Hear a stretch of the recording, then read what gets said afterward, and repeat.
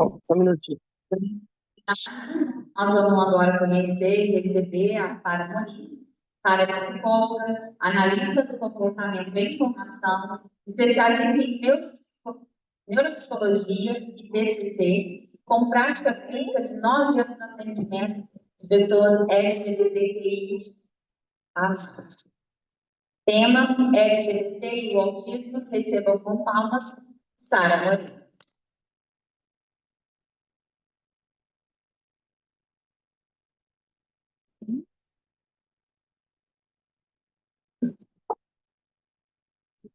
Olá, bom dia a todos, todas. Vou começar aqui um tema um pouco sinuoso, muito conhecido por alguns, mas muito rejeitado até por outras pessoas, que é sobre autismo e LGBT. Tá. Vamos ver se fácil. Eu preciso de um retorno com relação ao áudio, tá, ok? Se tiver algum problema, me avise. Como a doutora me apresentou, né? Não vou apresentar de novo.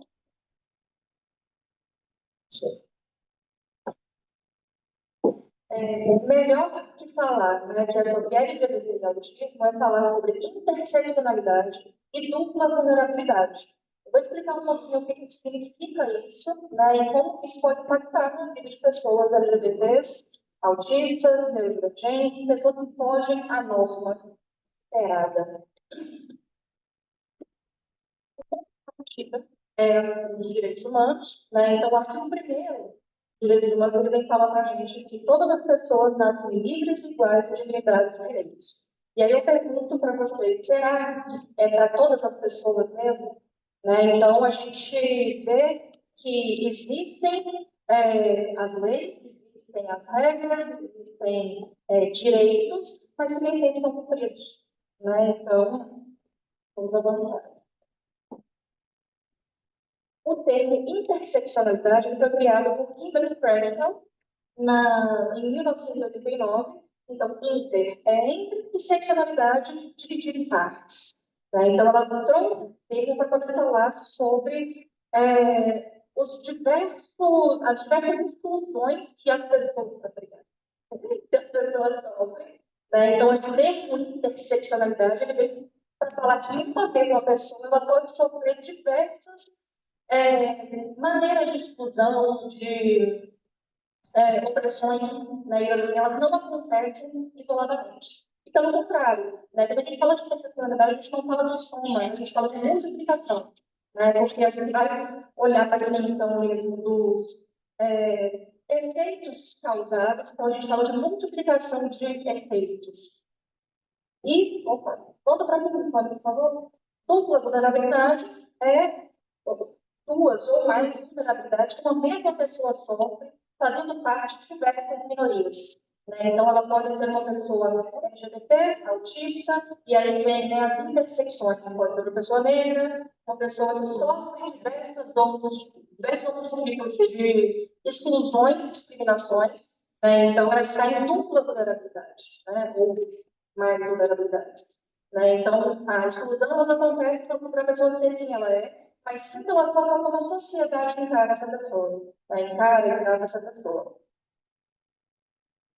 Eu sei que esse aqui é um tema muito batido para alguns, mas eu vou tentar falar de uma forma bem didática, porque é um tema desconhecido e até muitas vezes ignorado por outros. Né? Então, para a gente começar a falar sobre isso, eu vou explicar o que é identidade de gênero, orientação sexual, sexo biológico e expressão de gênero.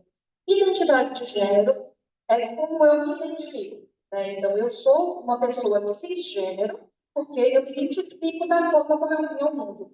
Nasci uma mulher e me identifico como mulher. Mas eu poderia ser também uma pessoa transgênero, ou seja, uma pessoa que não se identifica da forma como veio ao mundo.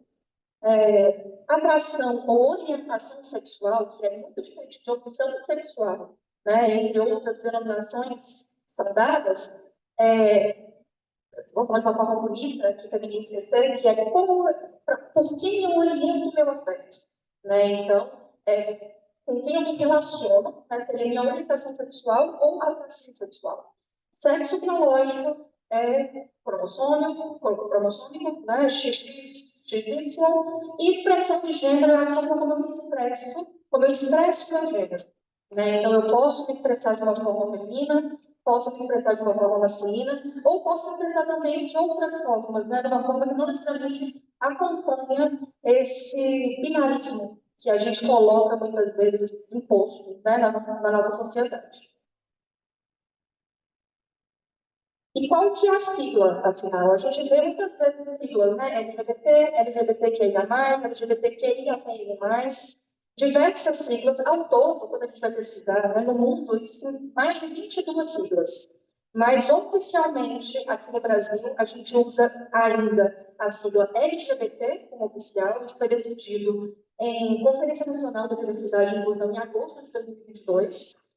E a próxima conferência nacional, já se chama Conferência Nacional dos Direitos LGBTQIA+. Vai acontecer em Brasília no dia 14 a 18 de maio de 2025. Né? Então, quem determina isso, claro, várias siglas vão surgindo, porque caixinhas diferentes vão surgindo. Né? Então, eu quero identificar, quero fazer parte, mas vamos destrinchar para a gente ver quais são essas siglas, o que significam essas siglas. Lésbicas são pessoas que se identificam com o gênero feminino e que se atraem afetivamente, sexualmente por outras mulheres. Gays, da mesma forma, são pessoas que se atraem afetivamente, emocionalmente, sexualmente por outros homens. Bissexuais são pessoas que se atraem por mulheres ou homens, não necessariamente no mesmo tempo, mas pode ser também no mesmo tempo. Transsexuais, transgêneros e travestis. Trans é um termo guarda-chuva, onde a gente abrange pessoas que não se identificam da forma como vieram no mundo. Né? Então, eu posso ser uma pessoa, uma mulher trans, ou seja, uma pessoa que nasceu com um sexo biológico masculino, mas que se identifica com o gênero feminino. Posso ser um homem trans, da mesma forma, né? Uma pessoa que nasceu com os órgãos sexuais, né, masculinos, mas que se identificam, eu falei certo? Se identifica como homem, né? Ou eu posso ser uma travesti. E um adendo, né? A gente sempre vê pessoas falando os travestis, né? E é a travesti. E travesti não é necessariamente um termo pejorativo. Muita gente coloca o termo travesti como pejorativo porque tem-se, né, no imaginário coletivo que mulheres trans são aquelas pessoas que têm estudos, né, que estão na faculdade, que estão na universidade, e travestis são aquelas que estão marginalizadas, né, que estão ali, ainda se relaciona muito o termo travesti à prostituição, né, a fazer vida, como se fala, e não é isso necessariamente, né? Hoje em dia, o termo travesti tem sido utilizado por muitas mulheres trans como uma questão de afirmação. Né? Eu quero peitar essa sociedade que exclui e que fala, né, que me marginaliza, então eu vou utilizar o termo travesti como uma forma também de afirmação, né? Uma forma de peitar a sociedade, de modo geral. Né? Intersexos, como a gente chamava anteriormente os hermafroditas, né, que são pessoas que têm uma condição também biológica, né, e ela se torna uma questão, ela está aqui dentro da sigla LGBT, porque muitas vezes isso ainda acontece, mesmo que não as pessoas que são intersexos e têm um sexo biológico mais desenvolvido que outro, os pais optam no nascimento por escolhem, né, um sexo específico ali no nascimento, e mais para frente aquela pessoa vê que não se identifica naquele gênero.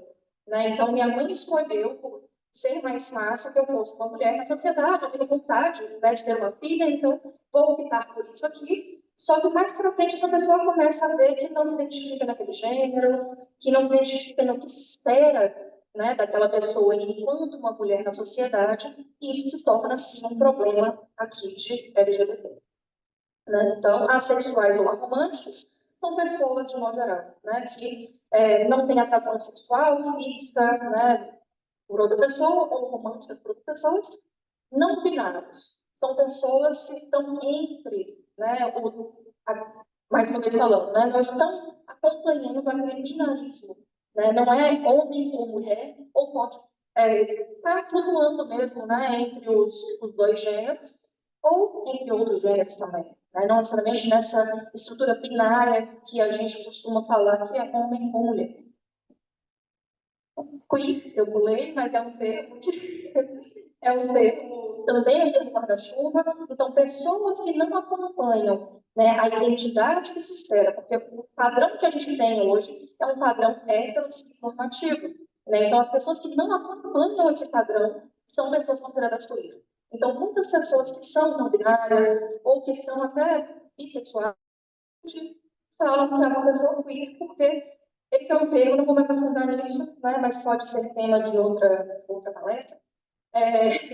O termo queer, ele foi criado também para poder englobar as pessoas que não se enquadravam em caixinhas que já estavam sendo criadas, né, já tinham sido criadas.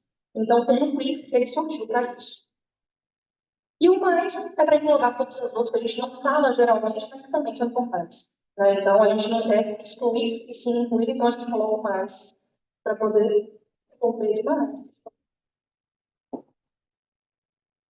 Assim, eu trouxe aqui um estudo, dito isso, né, fazendo essa breve explicação, que ele fala, ele pesquisou as altas taxas de autismo e outros diagnósticos em pessoas trans e de gêneros diversos. Ele é um estudo muito potente, né? Ele trouxe mais de 600 mil pessoas entrevistadas e ele investigou ali se pessoas trans e de gêneros diversos tinham taxas mais elevadas de diagnóstico de TEA, traços autísticos e outros transtornos do neurodesenvolvimento ou psiquiátricos, incluindo esquizofrenia, bipolaridade, entre outros transtornos psiquiátricos. Os principais resultados dessa pesquisa. Pessoas autistas, quando comparadas com outras de desenvolvimento típico, tendem a se identificar mais fora dos padrões. Né? Homossexualidade, bissexualidade e assexualidade foram, nessa pesquisa, os que mais apareceram. Né? Mas apareceram também pessoas trans, pessoas de outras caixinhas. Né? Então, quanto maior, né, identifica como isso, que quanto maior a prevalência de traços autísticos, maior a possibilidade de uma não conformidade com os padrões impostos. Né? Então, vamos pensar aqui juntos por que isso acontece. Né? O que será que acontece neste caso? A gente vai entender a sexualidade aqui, assim como a gente entende o autismo, como isso é. Né? Então, vamos supor que aqui são pessoas que se identificam 100% como heterossexuais, ali são pessoas que se identificam 100% como não heterossexuais, e no meio disso a gente tem uma fluidez, né? Pessoas que vão se identificar um pouco mais para cá, um pouco mais para cá. E a gente tem que levar em consideração 3 fatores. Os fatores filogenéticos, né, que são os fatores biológicos, evolução da espécie, os fatores ontogenéticos, que são os fatores de desenvolvimento do indivíduo, e os fatores culturais, valores, valores, crenças, práticas, né? Então, tudo isso vai construir esse ser humano. A pessoa autista, muitas vezes, ela não está acompanhando, né, tudo que nós, pessoas ditas normais, eu, pelo menos, né, acompanhamos, como, por exemplo, padrões impostos, né, regras sociais impostas, regras dessas escritas ou não, né? Tem também regras sociais que estão implícitas.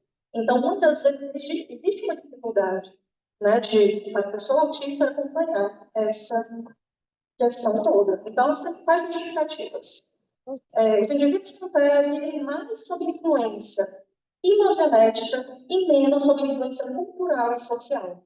Né? Então, essa é uma das explicações que o estudo trouxe para a gente. Existe também uma menor necessidade de performar para agradar socialmente, né? Coisas que a gente faz o tempo todo, porque a gente quer ser aceito no grupo, a gente quer cumprir certas expectativas, né? Coisas que esperam da gente. E uma coisa muito importante é a ausência da relação com os pares, relação social com os pares. A gente sabe que a sexualidade, e principalmente quando a gente vai falar, né, sobre, eu sou uma pessoa heterossexual, uma pessoa bissexual, o que eu sou, né, como que eu me identifico, de quem que eu gosto, o que eu gosto de fazer, isso vai se desenvolvendo na relação com os pais. E a gente sabe também que muitas vezes uma pessoa autista ela tem uma limitação nesse sentido, né? E tem também uma resistência à performatividade de gênero. E outra coisa que eu não coloquei aqui, mas que é muito importante, é como a gente coloca a pessoa autista na sociedade. Né? A gente coloca a pessoa autista muitas vezes como um anjo azul, né? Como uma pessoa que não liga para a questão de sexualidade, de gênero. Né? Então, a gente infantiliza muitas vezes e nega também muitas outras. Né? Eu sempre digo que existem três grandes lutas para uma pessoa LGBT. Né? A primeira luta é uma luta consigo, é uma luta de autoaceitação, uma luta de, né, eu quero me entender, eu não sei como que eu faço, né, espero de mim uma coisa, mas eu não estou respondendo a isso. Então, existe uma luta interna, muitas vezes, inicialmente.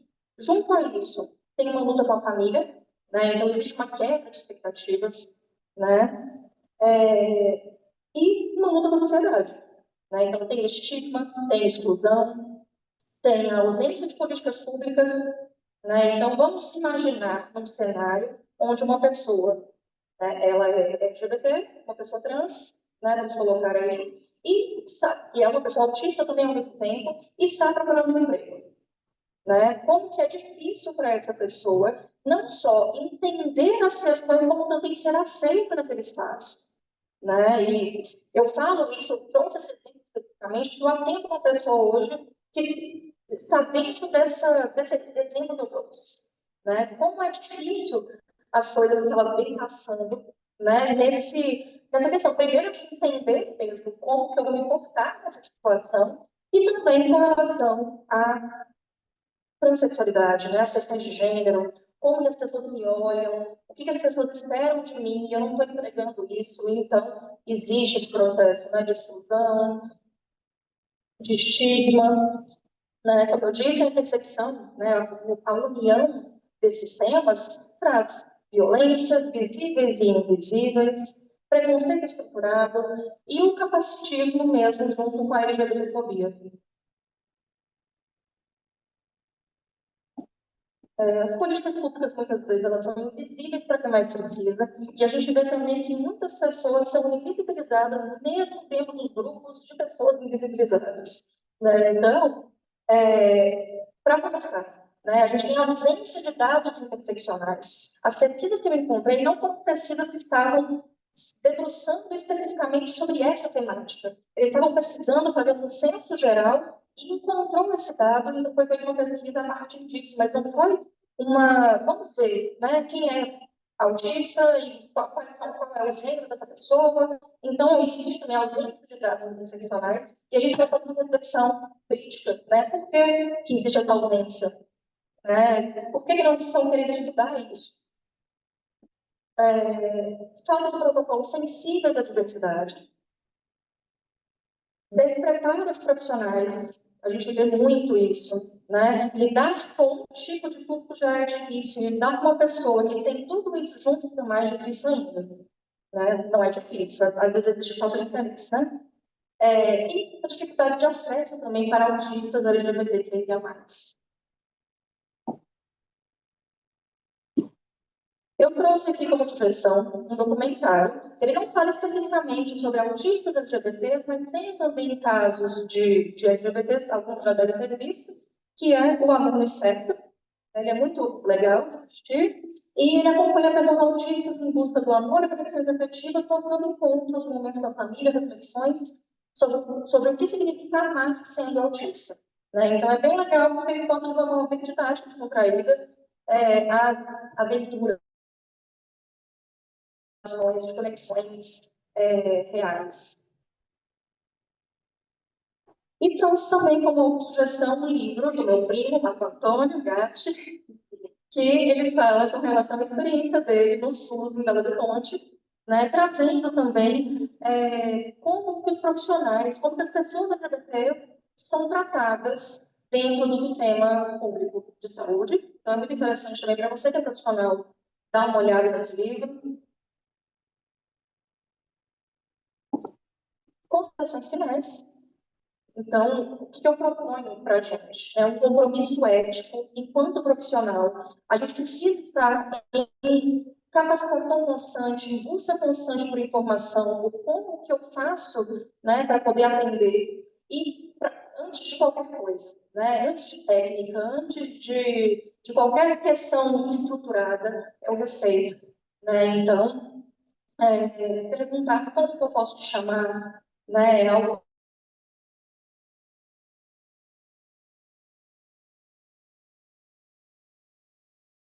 da pessoa. Eu posso pedir para que ela seja participante ativa também do processo, né, da minha construção também enquanto profissional. Um compromisso social para além do compromisso profissional, né? Então, não consigo muitas vezes mudar todo um sistema que está imposto, eu posso fazer isso no meu grupo, eu posso fazer isso na minha bolha, né? Então, é um compromisso social que eu tenho. A gente vê muitas vezes ainda pessoas fazendo piadas de muito mau gosto, né? Que não são brincadeiras, sobre pessoas LGBT, né? Sobre um grupo e sobre outro. Então, informar mesmo, né? Levar informação, se a gente tem essa informação para dar. E o principal né, de tudo isso aqui é que não é sobre incluir, é sobre transformar o espaço para que ele nunca mais exclua. Né? Então, esse é o meu compromisso ético e social. Aqui são os meus contatos, meu Instagram e meu WhatsApp. E é isso. Caso tenha alguma dúvida, caso tenha alguma pontuação para poder tirar isso aqui.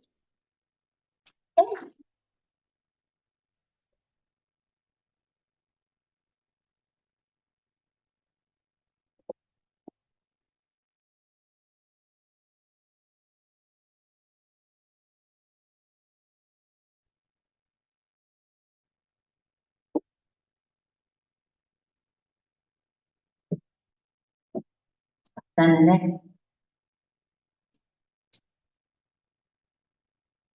Pergunta? Alguém quer perguntar? Sim. Será batida? Levar o microfone. Para, volta, corre.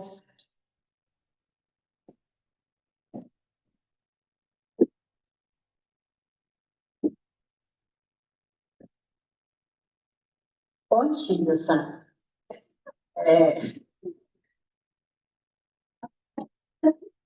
Sara, um questionamento que eu tenho é em relação ao que você falou sobre o atendimento que você faz a pessoas autistas e ainda como você mesmo citou, dupla divergência, né? Que você falasse um pouco quais são, assim, concretamente, as grandes dificuldades que autistas encontram, né?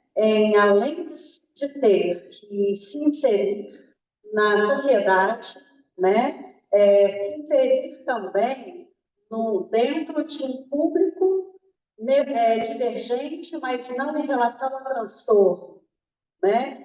Quais são as falas principais, quais são as dificuldades principais que essas pessoas relatam?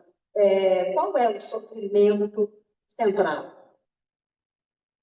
Muito obrigada, Silvana, maravilhosa. É, Thomas. Obrigada pela pergunta, Silvana. Então, o que eu ouço muito, né, de relato? Vou tomar como exemplo essa primeira pessoa que eu trouxe, né, que eu trouxe agora há pouco.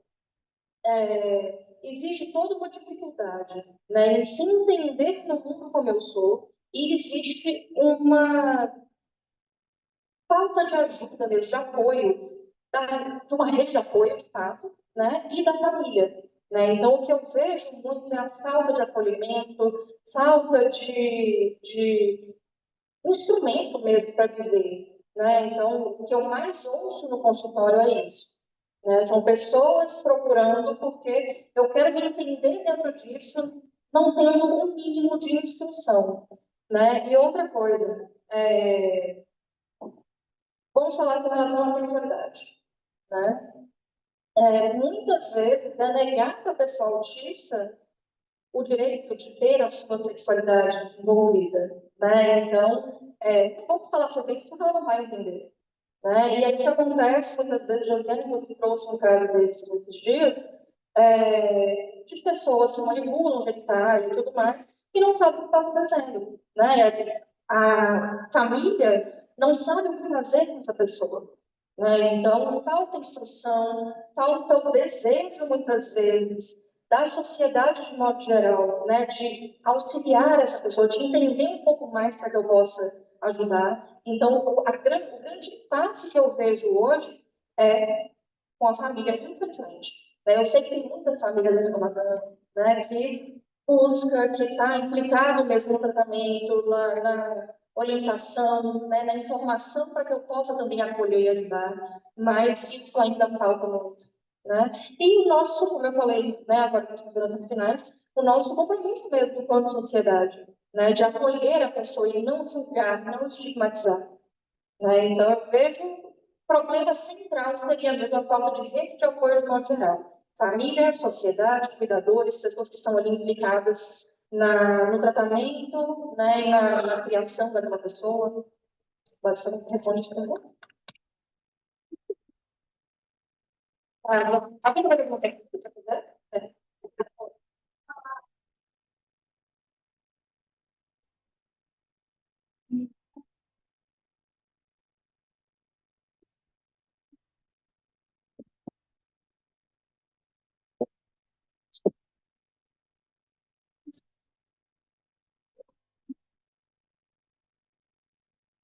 Muito tarde.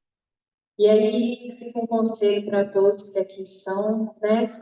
A criança ela precisa conhecer o próprio corpo e não ser limitada. Eu falo que eu tive uma experiência, eu gosto muito de contar, onde um aluno começou a se tocar dentro da escola, foi-se aquele tumulto, e a primeira coisa que foi falar, será que ele está tomando remédio? Será que está sendo acompanhado? Eles estavam descobrindo o corpo. Só isso. Como qualquer outra criança, uma criança com autismo, eu queria deixar bem claro que o corpo dela, o cabelo, é uma das coisas que eu faço, que eu acompanho essas crianças, o primeiro corte é meu. Eu aprendi a cortar cabelo para cortar o cabelo das minhas crianças. Porque o cortar o cabelo é traumático demais. E muitos pais insistem nos salões convencionais, se não estão preparados para o corte de uma criança autista com uma sensibilidade muito grande. Existem lugares onde a gente vai tocando na cabeça, vai estimulando para receber o corte. Não é pegar simplesmente fazer o corte. A mesma coisa é o corpo. O corpo ele precisa ser tocado, ele precisa ser descoberto, ele precisa. Às vezes a criança está ali, viu, mas não entendeu. E quem vai fazer isso ser de uma forma natural não sou eu. Então, eu fui no Hospital São Camilo fazer um curso, que foi uma das maiores experiências da minha vida, onde a professora, eu cheguei muito empolgada, desculpa, viu, Sara? Acabei dividindo essa experiência aqui com você, onde a professora, eu cheguei muito empolgada, tinha acabado de me formar e eu fui para esse curso, ele era presencial e concreto. E aí a professora falou assim, olha, nós agora vamos escolher, cada um vai ter a sua experiência. E a professora, eu muito empolgada, peguei um cadeirante. E ela falou assim, olha, ele precisa do seu suporte. O que você vai fazer com ele? Logo pensei, trocar a fralda, né? Ele precisa de mim nessa necessidade. Fui tentar colocar a teoria. Eu toda empolgada, eu cheguei lá, na hora que eu peguei, coloquei ele na cama e falou, para tudo agora. Caramba, o que eu fiz?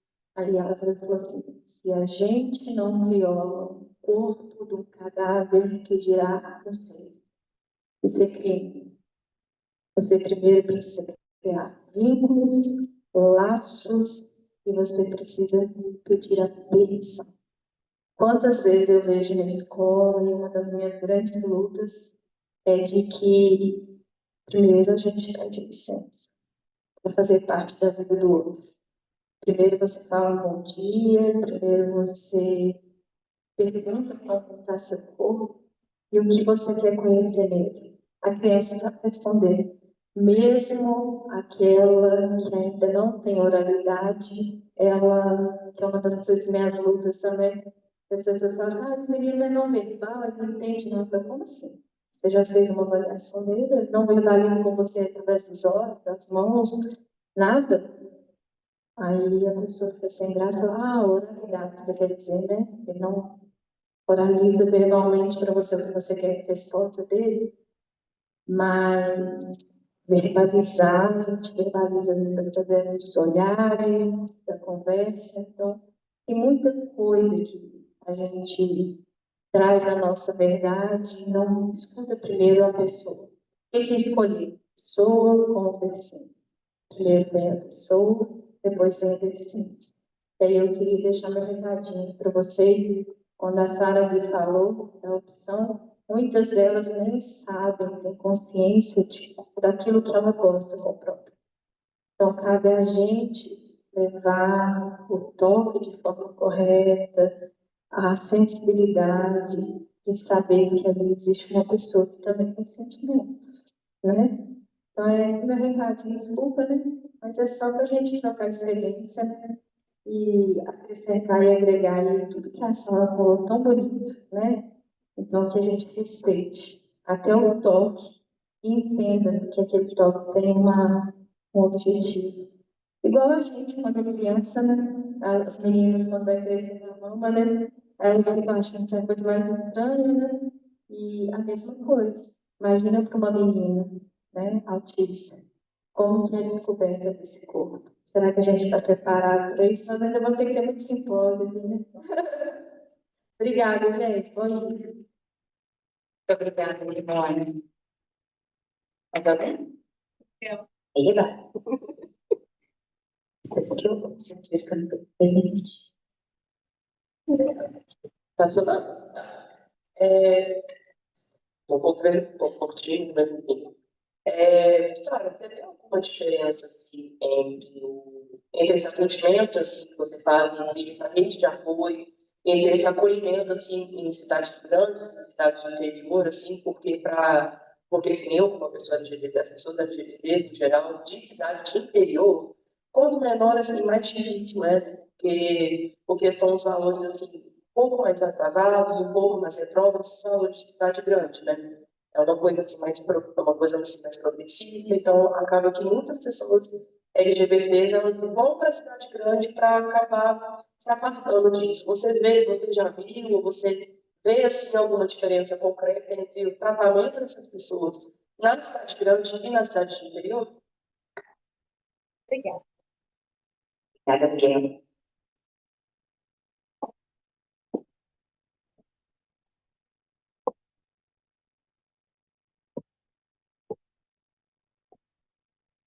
Obrigada pela pergunta. Vou responder com a minha experiência mesmo. Eu tenho experiência tanto em cidade grande quanto em cidade pequena. Eu cheguei aqui em São João del Rei em dezembro, então não tenho tanta experiência em São João del Rei, mas tenho experiência em Salvador e em Alagoinhas, que é uma cidade do interior da Bahia. E eu atuava, né, ativamente em Salvador e tentei ir para Alagoinhas, que é onde meus pais moram. E foi negado para mim o acesso em muitos lugares, porque eu chegava já nessa temática, eu falava que era minha área de pesquisa, minha área de estudo, e eu cheguei a escutar uma vez de um rapaz que estava montando uma clínica de multinacional em Alagoinhas, que eu não ia conseguir emprego lá. Ele falou assim, olha, aqui você não vai conseguir emprego. Né? Me mostrou todo lugar que ele ia aprender, mas aqui não vai fazer demanda para isso. Porque aqui, se você colocar uma placa na porta falando que é um lugar específico para pessoas LGBTs, as pessoas não vão entrar. Pelo preconceito, porque vão olhar, né? Então, assim, eu não quero ter, em outras palavras, não quero ter você aqui no meu espaço, porque vai contar um ponto a menos, né? Para o meu espaço. Então, isso acontece sim, né? Em Salvador, eu via muitas pessoas assim, saindo dos interiores e indo para a cidade grande, porque o lugar onde eu trabalhava era o Centro Municipal de Referência LGBT. Né? Então, para que as pessoas fossem atendidas lá, elas tinham que ser do município. Então, muita gente mudava do interior e ia para a capital para poder ser atendido em Salvador, né, residenciar, ter uma residência em Salvador, para poder ser atendido lá, porque nos exteriores não tem. Né? Então, é difícil o serviço específico, é difícil também a forma como a sociedade, de modo geral, vai lidar também, né, com essa questão. Assim, a abertura, ela é diferente, né, o modo como eu lido. A gente vê, por exemplo, em algumas famílias, né, nossa, minha família é liberal com relação a isso, tá, mas de modo geral, existe muita diferença. Né, o lugar onde a gente está conta muito. E vou falar também de uma outra experiência. Eu saí de Salvador e fui para São Paulo. Né? Em Salvador, por mais que existisse centro estadual e centro municipal de GDP, ainda tinha muito preconceito. Né? Tinha muita gente que não entrava no lugar onde trabalhava porque tinha uma placa na porta da prefeitura. Né? Então, em São Paulo tinha menos. Né? Já tem uma abertura maior, tem muitas pessoas que, né, em São Paulo, muitas pessoas que têm a liberdade, uma liberdade maior. A gente sabe que é uma utopia esperar uma liberdade total, né? Pessoas possam vivenciar sua própria identidade, sua própria orientação livremente, sem o julgamento. O Brasil, de modo geral, ele é um lugar ainda muito apegado, né, à instituição igreja, então, católica, né, principalmente. Eu sou católica, tá? Mas não é só falando mesmo como que a gente é vivido, né? Então, tem muitos dogmas, tem muitos paradigmas ainda, mas existe sim, uma diferença muito grande do tratamento e da abertura da sociedade, de modo geral. Mais alguém?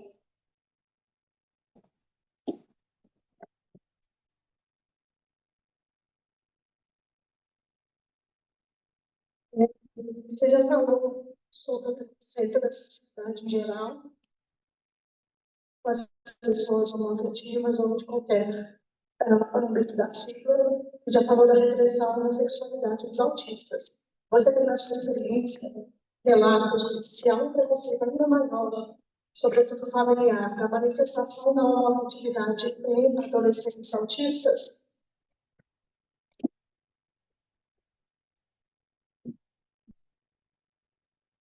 Obrigada. Como é o seu nome? Perdão. Sim, né? Inclusive, uma das coisas que eu ia trazer, eu não coloquei porque eu achei poucos dados, assim, eu achei os dados não estavam muito concisos, então para mim não colocar. Mas ela se chama algo como Eu Não Sou Cor Azul. E ela fala exatamente isso, né? Como que a sociedade encara, mesmo a família, né, em primeiro lugar, encara a pessoa autista, né? Como que é passado para ela, é diferente do que foi passado para mim, né? Com uma abertura, com uma leveza, né? E muitas vezes se espera que a pessoa autista ela seja uma pessoa inocente, né? Uma pessoa inocente, uma pessoa que não pensa na sexualidade, uma pessoa que não tem nem interesse, e muitas vezes ela tem interesse, só que não é nem falado para ela, como eu tinha dito também. Muitas vezes o desenvolvimento da minha sexualidade se acontece a partir da relação com os pares, né? Então, se é limitado o meu compartilhamento, né, de ideias e de questões com os pares, por conta mesmo das próprias sessões autísticas, né, e dentro da minha casa também não tenho nenhuma orientação e nenhum incentivo, não sei se seria incentivo a palavra, mas nenhuma orientação mesmo, né, assim, fica muito mais complicado. Então, sim, né, assim, eu vejo uma diferença muito grande disso. Inclusive, assim, eu vou trazer essa mesma menina, né, como a experiência. Ela está com problema, ela é uma pessoa, uma menina trans, que é autista, tem altas habilidades, está com uma dificuldade muito grande de conseguir emprego, porque ela vai para a entrevista de emprego e não sabe mesmo como se portar, não sei o que disseram de mim. Agora ela tem um diagnóstico, então agora talvez seja um pouco mais fácil, mas a família nega a transexualidade dela. Né? A família não aceita, porque não tem nada a ver. Né? Então, assim, é colocado dentro de uma caixa, né, do que se serve mesmo. Então, sim, né, existe sim uma diferença de crianças típicas para crianças atípicas, né, crianças e adolescentes, de modo geral, dessa questão.